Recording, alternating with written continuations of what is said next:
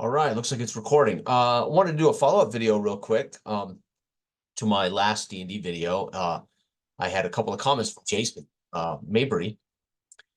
Um, okay, I can't do that, so I'll have to screen share. So Jason had asked a couple of questions, which is cool. Um, what are your thoughts about using just the red book and the extremely low thief skill percentages? I have thought about using just the red book for a while, but the default thief skills feel like they make the class all but useless. That is that is a fact. The thief is very much like the magic user. It levels 1 through 3, very limited, right? Also, how would you handle non-thieves trying to hide or move quickly? Well, okay, so let's talk about some of this, and I'll go ahead and stop my screen share now. Okay, so the red book. I have used Holmes and strictly just played in D&D Holmes, levels 1 through 3. And we lived with the world. It was all relative, right? That was the complete world. So they knew that if a dragon was on the horizon, or they knew that they were maybe facing a dragon, they knew they had to do more. They had to get more warriors to help them with the dragon, right? They knew they weren't going to get to level 6 to face the dragon, right? They were stuck at those levels. I wouldn't treat Moldvay basic D&D any differently. Again, if I went in knowing Red Book was the absolute max of the world, when they're level 3, they're it, man. They're the shit. As limited as that is, right? So it's all relative. You say, well, the thief skills make the thief useless at levels. Yeah, true, but not useless in the sense that they can do it. And this is to answer your second question. I do not allow non-thieves to move silently or do thieves things, and I never have. So in my games, for instance, we had a great basic fantasy dungeon crawl session back in I think it was 2016, 2017. It was huge. I had 6 or 7 people at that table. We were in the dark, which meant we played with no video. Ivan was in that game. Donnie was in that game. Sam, Chalice of Change was in that game. I think, oh God, who else? Josh was in that game. We had 6 or 7 people in that game. We ran it without video, sound only, straight dungeon crawl. And the only person who could go ahead and scout ahead and be guaranteed a chance at move silently and hiding in shadows was the thief. And again, I made those rolls for them. They didn't know if they were successful. So a thief thieves, whether he knows he's going to succeed or not. A thief thieves whether he thinks he's quiet or not, right? A burglar burglars, and they may be making more noise than they realize. A burglar burglars, if they can't pick the lock, they'll break the window, right? Back door, can't get the lock picked, shatter the pane of glass, unlock, go in. Meanwhile, I also think I'm in shadow and moving quietly. I'm sneaking through the living room, and dude comes out with a golf club and watches me walk across the room, and I'm not quiet at all. But I'm a thief, and I could be. There's a chance that I could be. So when you recognize the thief is the only one who can do these things, even if it's a pathetically small chance, they at least can do it. They can at least attempt it. And therefore, there's a chance they can be successful. So it's better than not the fighter who you cannot allow to do it. So if I allow everybody else to do it, then I have made the thief irrelevant. And the fact that the thief has a very restricted chance to achieve it, that's okay, because he's the only one who can even try it.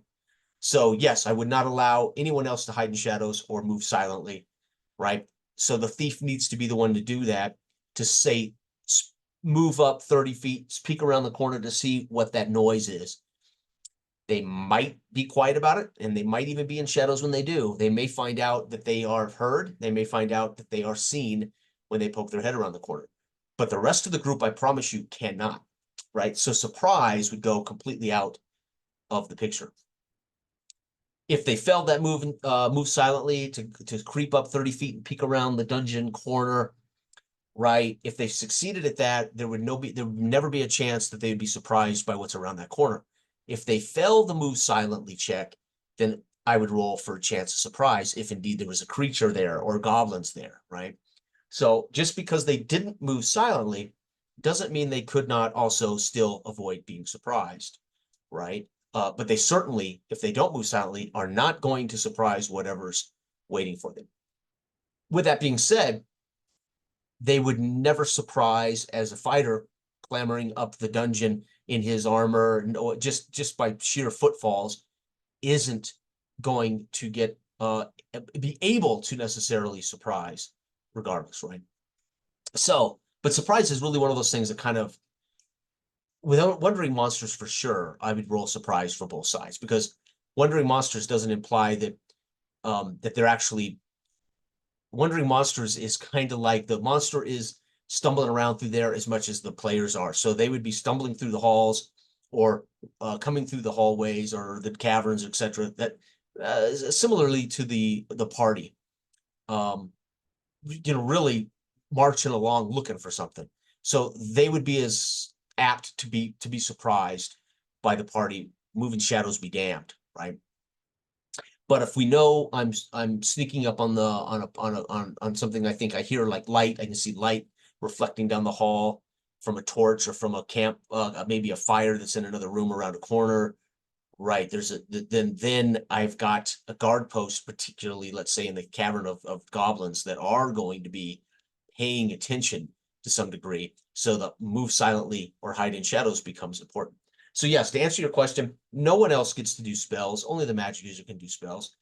No one else gets to turn undead. Only the cleric can turn undead. No one else can climb walls, hide in shadows, pick locks, pickpocket. Only the thief can do those things, even if they are bad percentages. And here's the thing. I like the percentages being low because again, partially because it deters players from abusing these abilities, right? We all know what players do when they think they can pickpocket anybody. They will without question attempt to pickpocket. I want them thinking twice about some of those choices, right? Climbing sheer walls, right? So again, that comes back to what do tools mean in D&D. Well, if you have a rope and a hook, I'm not going to ask anybody to make the climb check, right? This is one of the things I am completely different about all my peers. Todd, with rope and hook, Todd has made us make climb rolls before. Well, the whole point of having a rope and a hook is we shouldn't have to make a climb roll, right? That's what we got. That's why we have the rope and hook. So I don't have to make a climb, right? If I don't have a rope and hook, well, we're going to climb. I'm going to find a way to climb, but there's a chance I'm going to fall to my death, right? Okay. We're going to find some way to jury rig our way up the cliff face, right? Now the thief could climb sheer walls with an easy die roll. So we'd have to come up with another way to explain how we might all get a character up to where he can reach an edge or something like that. But if we have a rope and a hook, it's a done deal, right? If I make them make a roll with the rope and the hook, it would be to see if the rope and the hook is damaged in the process. So they would lose their rope, right? Or their hook would get damaged, or the rope might snap. And now they still have remnants of the rope and the hook, but now they're hurting, right? So we want those tools again, but that would be homebrewing, right? That would be tweaking, because nowhere in the rules does it say once they use a rope and a hook, it's lost. Now there's situations where they would have to leave a rope and a hook behind, right? Because this is not an elven magic rope where all you gotta do is tug it once and it comes to me, a la Lord of the Rings, right? The elf rope always guaranteed to come loose and come and allow me to retain it. So if they climbed up a cliff or down a cliff and could not get it unhooked from the top, they would have to give up the rope and the hook. But tools to me mean we don't make a check, right? If I have a shovel, you can dig. It's a matter of, right? Let's say you can dig with the hilts of your weapons. You can dig with your shields, but all that's going to be, I'm going to roll a die to see how many turns it takes you to dig what you're looking to dig. There's going to be Wandering Monsters checked along there, plus noise, etc. But if you have a shovel, you're going to be able to dig appropriately, right? So that's the other thing. That inventory list, all of that stuff should guarantee a skill. For instance, using iron spikes to hold a door open. You don't roll to see how effective that is. That's what the iron spikes are for. I got 6 of them. Bang, I hold the door open. I don't want that door slamming shut behind me, but it's okay. We're good to go. Now Wandering Monsters can come from either position, though. They can come from in front of us or they can come up from behind us because that door didn't slam shut. That's what spikes are for. I got 5 left, right? So to me, you don't make rolls for those. That's where players get to exercise some control of their situation or via tools, right? So, but the thief to me, I'm okay with there being low scores because they're the only ones who can do those things. If and it's relative, right? I mean, no one else in the world can do it. So even if I can only pick a lock at 5%, but I'm the only guy in the world that can do it, that makes me a master lockpick. That among my group of friends, if I'm the only guy that knows how to pick a lock, no matter how bad I am at it, they all go, dude, Jason can pick locks. It's all relative, right? Okay. So anyway, that's how I would answer those questions. And yes, I have used Holmes, which is levels 1 to 3, exclusively playing with a framework. And we started those games and those campaigns with me defining this is the max. So when you get to 3, you keep playing with them. They won't go up anymore. But you're also in that world. You're going to be kind of recognized as a pretty important person, even though there still may be HD9 dragons in the world, right?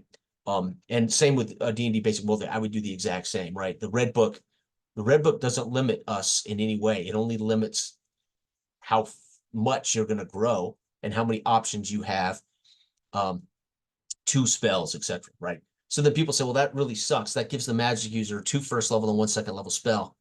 No, they can have a book full of spells, right? They can only memorize 2 first and 1 second. But I can be a level 3 magic user and we can campaign for months and years in sessions.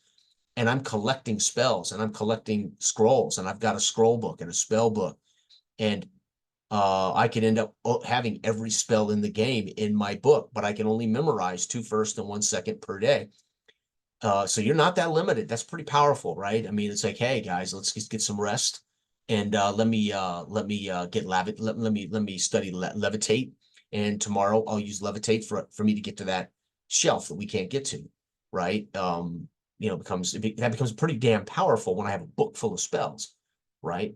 So it's a matter of how much I can use those spells and which ones are prepared beforehand, right? So anyway, and I would easily, and again, it's funny that I never in my local sessions here when we did the Holmes series of sessions, and I think we did maybe 9, right, of Holmes. They never got to level 3, but that was the goal if we were to play Holmes. Why I didn't pick Moldvay at the time, I did not own the Moldvay book. I didn't have the PDF nor the book. I only owned Holmes PDF, and I owned and then I printed that PDF out. And then later I got Holmes from Wayne's Books. I actually have a Holmes copy from Wayne's Books.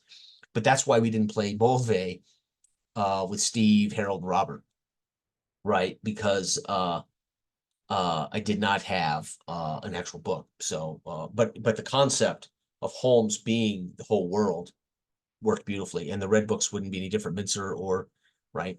So there's reference to, of course, the dwarf getting to level 12, I think, in the book. Well, that's just a reference, and you would need the expert set to achieve those standards. But what I like about Moldvay being is those rules are used solely for those procedures, but everything else we're doing, hex crawl, pre-dungeon stuff, all that is left to our devices, right? It simplifies D&D down to everything else being what I use.